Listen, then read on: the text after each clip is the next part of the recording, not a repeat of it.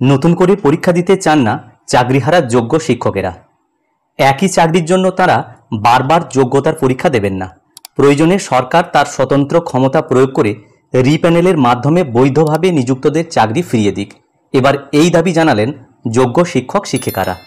যোগ্য শিক্ষক শিক্ষিকা অধিকার মঞ্চের পক্ষ থেকে এই দাবি জানানো হয়েছে।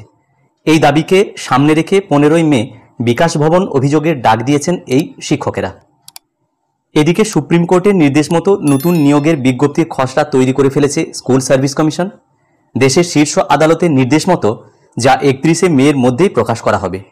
ওবিসি সংরক্ষণ নিয়ে মামলা চলায় এখনও শূন্যপদে তালিকা চূড়ান্ত হয়নি। সূত্রের খবর, এ ব্যাপারে আইনজ্ঞদের পরামর্শ নেওয়া হচ্ছে।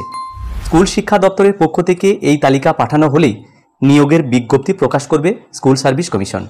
নিয়োগের নতুন যে বিধি কমিশনের পক্ষ থেকে দপ্তরে পাঠানো হয়েছে, আগামী রাজ্য মন্ত্রিসভার বৈঠকে সেই বিধির অনুমোদন হওয়ার কথা। যদিও চাকরিহারাদের একাংশের বক্তব্য, তারা রিভিউ পিটিশনের চূড়ান্ত পরিণতি না দেখে পরীক্ষা দেবেন না। বিজ্ঞপ্তি প্রকাশ সংক্রান্ত সিদ্ধান্ত নেওয়ার আগে তাদের সঙ্গে আলোচনা করতে হবে। প্রসঙ্গত, ইতিমধ্যেই চাকরি বাতিলের রায় নিয়ে সুপ্রিম কোর্টে রিভিউ পিটিশন দাখিল করেছে স্কুল সার্ভিস কমিশন। আজকাল পত্রিকায় প্রকাশিত এই প্রতিবেদনটি ছোট্ট এই ভিডিও আকারে শেয়ার করার চেষ্টা করলাম। ভিডিওটি সকলকে দেখার জন্য ধন্যবাদ। সকলে ভালো থাকুন, সুস্থ থাকুন।